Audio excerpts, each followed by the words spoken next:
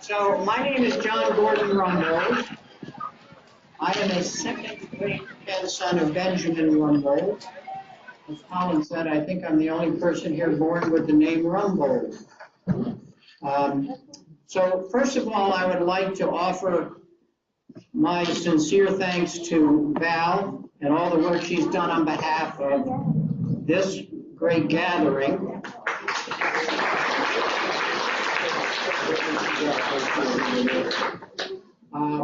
But more importantly, for her boundless energy and expertise in genealogy, and for sharing it with me, and I'm sure with a lot of you people as well. And a very hearty thanks to Colin, Val's husband, for putting up with us. It was on October 27, 2009, that I received an email which reads in part, I am hoping that you are John Gordon Rumbold, and in that case, I believe that you and I are related, probably third cousins. I am descended from George Rumbold, brother of your John Rumbold, who was born in England in 1847. She goes on to say, I would love to be able to exchange family data with you. John 1847 has always been a challenge in my research. And I replied to this Valerie Baker at the time, saying something here. Let me get it. Thank you for your contact. My great-grandfather is a John Rumbold. I do not have his date of birth, but my grandfather was born in 1875, so if his father was indeed born in 1847, that would make him 28 years old, which makes sense.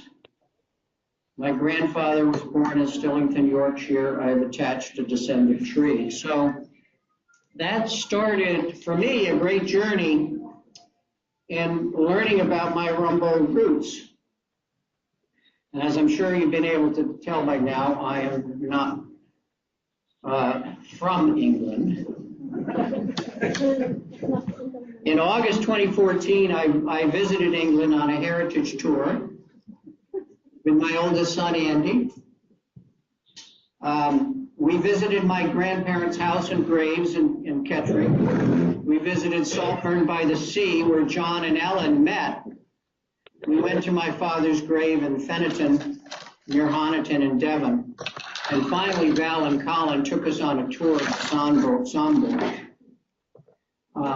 My interest in genealogy came from my mother and a cousin who traced the Congdons, which was my mother's maiden name, back to Pembroke, some cliffs to Kent, heaven forbid some Teutons back to France, Francis Cook back to the Mayflower, a passenger on the Mayflower, John Brooks, who fought against the Redcoats in that little disagreement we had with George III,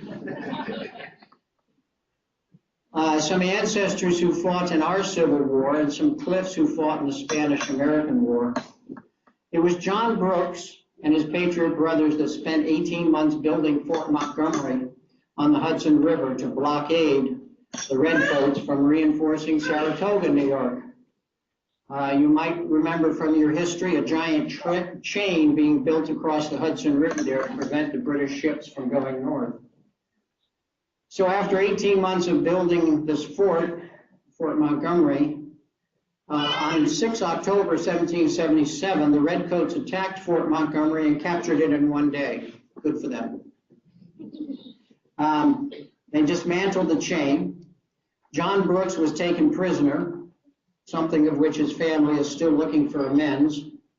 Nevertheless, the battle was enough to delay the British fleet up the Hudson, which allowed a decisive victory for the Patriots at Saratoga on 17 October, just 11 days later. Having said all that, I'm very proud to be an Englishman. As you can tell from what I've just said, my mother had a lot of roots in England as well, although further up the line. As was my father before me, even though my mother was a firmly entrenched American with roots from the colonial period, I'm linked, through her family of Congdon, Cliffs, Marvins, Guernsey, and Atkin.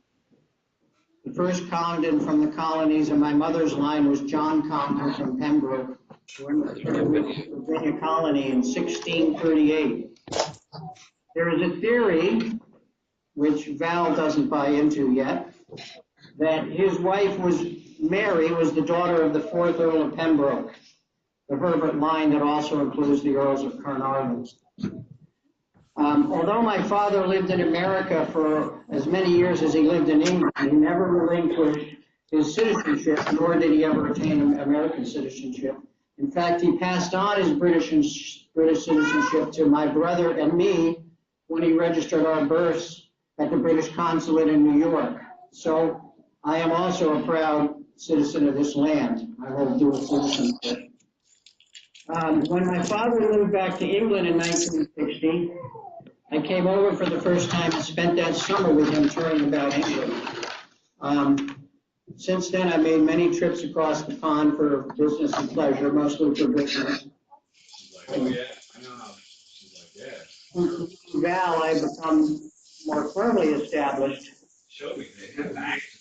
Well, I cannot speak as you do, nor can I omit every third syllable like many of you do. I am pleased, very pleased to be attached to this happy land and hope that I'll be welcome back many years to come. So let me wrap up by telling you how significant I think genealogy is for teaching us important lessons about how to live a purposeful life. Through the discovery of our ancestors, we occasionally find documents that inspire us. The obituary of Benjamin, which is in your little brochure, tells of a humble, hardworking man who enjoyed life and treated those in his sphere with dignity and respect. Excuse me.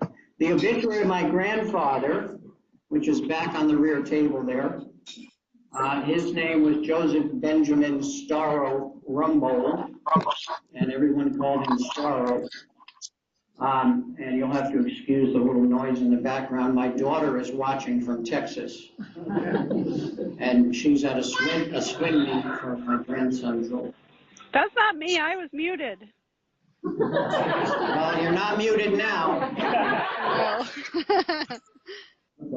So the obituary of my grandfather, Starro Rumbold, tells of a similar character who is admired by his colleagues for his hard work and high integrity. My mother is another example that can inspire. She was abused and without a family while growing up, but she never used that as an excuse. And she lived a life of great intellect, inclusiveness, and kindness as well. So I'm sure there's many other inspiring ancestors out there. You probably know of some of them for which we don't have written proof of their exemplary life, but I encourage you all to search for that proof and to write your own stories of those who came before you so the future generations and yourself can see the fruits of living a goodly life. So thank you for all coming today. It's been a pleasure for me as well, so enjoy the rest of your day here. Thank you.